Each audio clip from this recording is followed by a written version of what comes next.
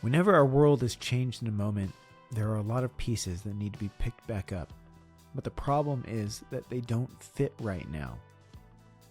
That part of you has been taken away. It's like trying to reassemble a jigsaw puzzle without all the pieces. We have to fill those holes with something else.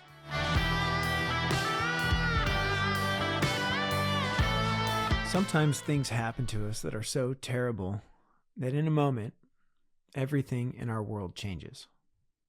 There may be well-wishers and concerned friends and family, but as time moves forward, things will slip back into their normal pattern, while you are left standing still. When you lose someone in your life that you loved, the world stops, while at the same time, the world begins to spin faster as everything in your life changes, even though you're still standing frozen in the exact same spot. The family and the friends come, the funeral happens, and soon enough, it's all over, and you are left in the exact same place you started. The friends and family start to check in less and less as they get back to their normal rhythm. For them, life goes back to normal quickly, while for you, it seems nothing will ever feel normal again. For better or for worse, my mind has played out the possible deaths of my children too many times. Maybe it's just a way for my mind to stay diligent in its efforts to protect them. Even though it hasn't happened, I felt that penetrating sadness.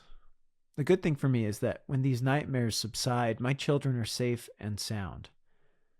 But for some of you, that nightmare is reality, and you cannot wake up from it.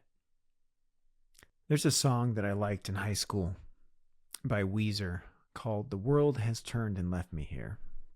And the chorus goes like this: "The world has turned and left me here, just where I was before you appeared.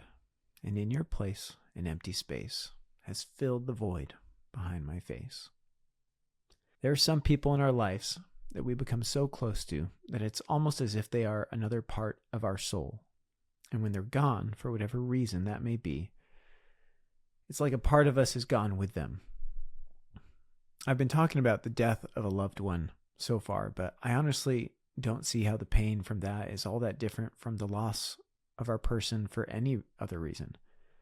If you've ever loved a person and then lost them, it's hard to describe that pain. When you come to know a person so well and become so accustomed to having them in your life, it is like ripping your soul in two. I sometimes envy the people that lost their person to death rather than divorce, because at least they were parted still loving each other. Whenever our world is changed in a moment, there are a lot of pieces that need to be picked back up. But the problem is that they don't fit right now. That part of you has been taken away. It's like trying to reassemble a jigsaw puzzle without all the pieces. We have to fill those holes with something else. This happens when people divorce, when they lose a family member, when they lose a close friend. The loss of any close connection has a lasting impact, but most especially when that person is the one you share your life with. Even in divorce, which I can speak to, there's a pain that exists beyond whatever your spouse did. That pain stems from the emptiness that is left when they are gone. When once there was a person that was a permanent fixture in your life, now there's a part of you that wants to turn and say something to the person that was always there before, only to find that they're gone. Divorce has a way of tainting the experience with feelings of resentment and betrayal. But that emptiness is likely still the ultimate cause of all that pain, and is likely the fuel for those feelings of resentment. Change of that magnitude is hard. Even people that are bad to us provide a kind of shield from the unknown.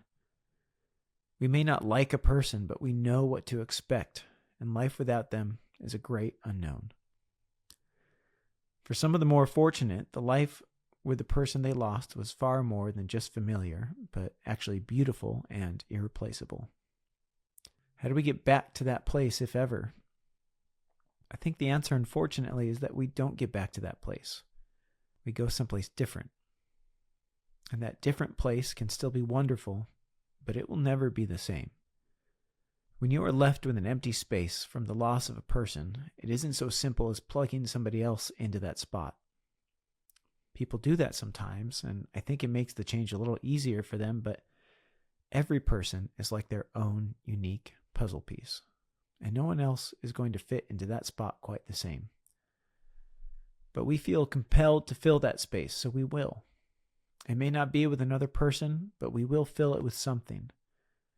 And whether we fill that hole in our hearts with new passions, pursuits, or distractions, or another person, it requires us to move a lot of things around inside of us to make a space for what we are filling it with.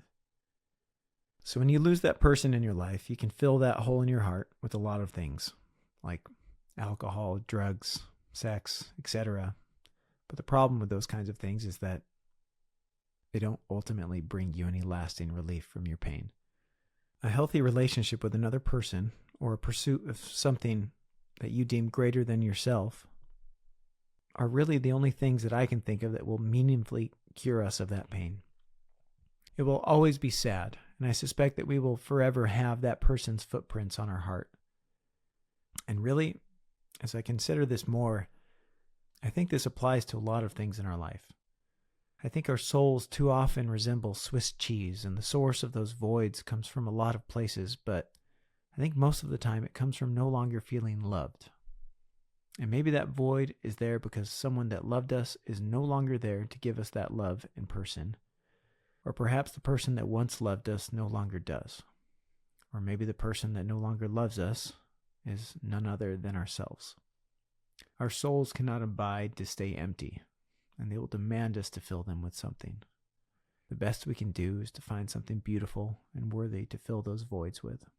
The world may turn while we are left standing still, but when we choose to start moving again, we'll be in a new place, and maybe, just maybe, the grass will be a little greener.